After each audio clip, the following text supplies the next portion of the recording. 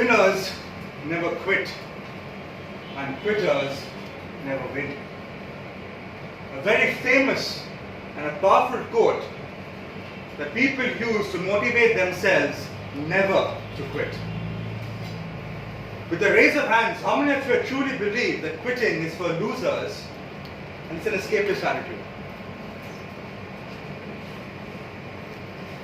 Wonderful. Let me share two stories with you all. On the 22nd of May 2019, Mount Everest saw a jam.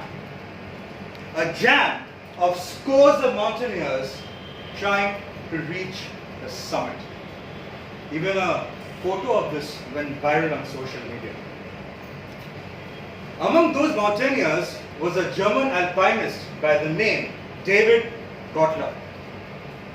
David was only 250 meters away from the summit when he decided to quit his climb and come back.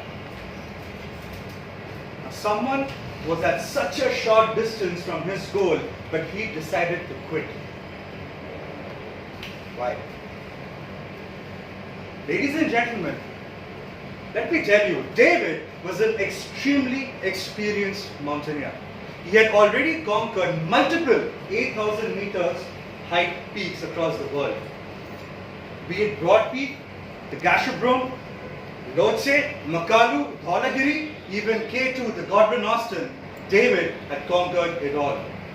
But why on that day did David decide it's not his day? At that elevation, ladies and gentlemen, David took a crucial decision. His experience told him that the number of mountaineers who were there before him in line towards the peak would make him wait for far too long for his chance to reach the summit. For your information, at an altitude of 26,000 feet above, you are what is called a death zone. The air in that zone is so thin that human beings cannot breathe properly. And mind you, the peak of Mount Everest is at 29,000 feet above sea level. At that level, the air has only 1/3 of the oxygen that we have at the sea level. And David happened to be a purist. He did not believe in using oxygen mask when going for his climbs. So he understood that if he persisted, if he did not quit, he would have perhaps lost his life. And David was perhaps the lucky ones. This year, this very season has seen the highest number of deaths in the highest peak in the world. 21 mountaineers have died till date. Being so close, being only 250 meters from his goal, David took a sensible decision. He may not have won over the mountain that day, but he won his life back. Ladies and gentlemen, when I was in my graduation days in college, which was literally a decade ago, I was dating someone. It was the first time I got into a relationship, and by God, it felt wonderful. First love. We used to go out, we used to have fun. We went for movie dates, we went for food dates. Because of us, our friends group got to know each other, became a bigger group. It was wonderful. And one of our most favorite places to meet was Nature Park beside St. Xavier's College. For the very simple reason, entry was free. And when we were together, it felt that even Cupid used to come down from the heavens and play the violin for us. Ah, that was a good life. The dolce vita, as Italians say.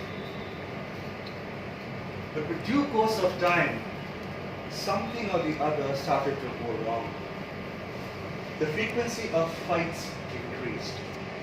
Our outlook towards life and career started diverging. Her friends started to get too involved,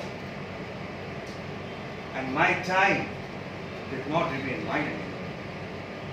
And of course, the perennial problem of mine, anger management issues.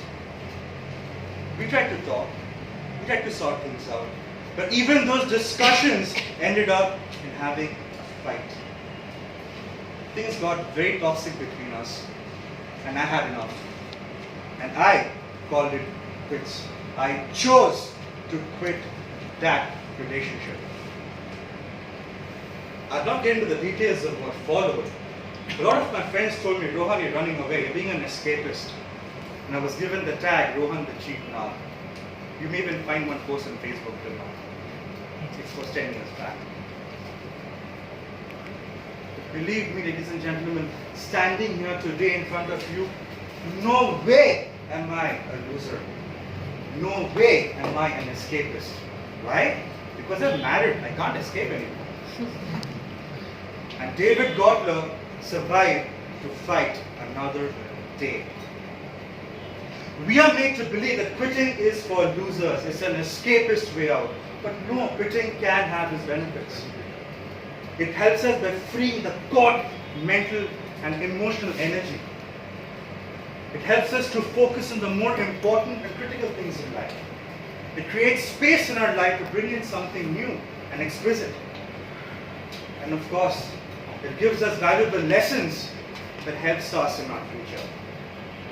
Ladies and gentlemen, the point I'm trying to make is quit, but quit on your own terms.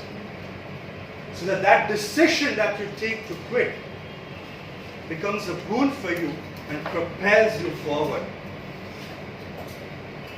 Quit on your own terms, ladies and gentlemen. Don't quit quitting. Thank you very much.